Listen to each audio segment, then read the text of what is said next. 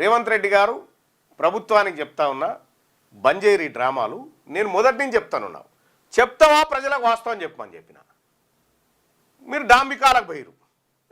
వచ్చే చేస్తాం చూస్తామని ఈ ప్రజలందరినీ నమ్మగడతా ఉన్నారు.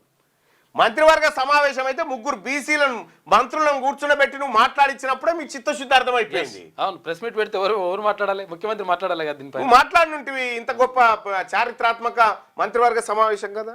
అంటే దీన్ని బట్టి మీ చిత్తశుద్ధి అర్థమైపోయింది. బీసీ ప్రజలారా, ఈ కాంగ్రెస్ పార్టీ మనకు 42% రిజర్వేషన్ లోకల్ బాడీ ఎన్నికల గురించి కాదు మేము ఆలోచించేది. ఆల్రెడీ ఆడ 60 తీసుకుంటున్నాం. మీరు పెద్దగా ఇచ్చేది ఏం లేదు కానీ విద్యా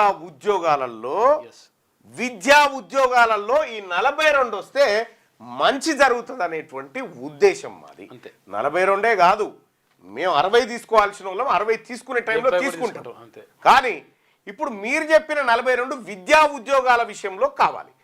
మీరు ఆర్డినెన్స్లో విద్యా ఉద్యోగాలు అనేటువంటి అంశాలు మెన్షన్ చేయకుండా లోకల్ బాడీ అంశాలు మెన్షన్ చేసి జనం చెవులో పువ్వులు పెట్టాలని చూస్తూ ఉన్నారు.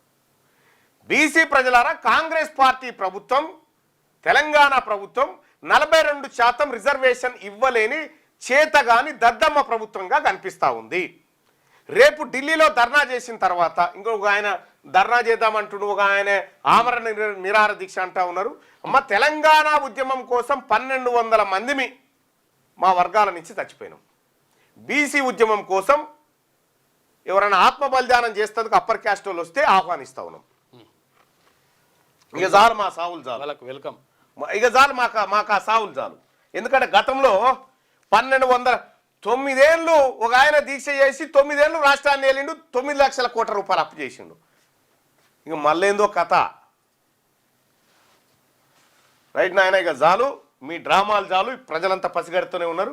ప్రజలారా, మనకు విముక్తి ఒక్కటే, అధికారం వస్తేనే మనకు విముక్తి. ఈ బిచ్చమేసుడు మీకు ఇస్తున్నాం, దానం చేస్తున్నాం అన్నట్టుగా, వీళ్ళేదో వీళ్ళ తాతల సొమ్ములు అమ్ముకొచ్చినట్టుగా వీళ్ళు యాక్టింగ్ చేసుకుంటా ఈ డ్రామాలు బంద్ చేయరి నడవై తెలంగాణ రాష్ట్రంలో.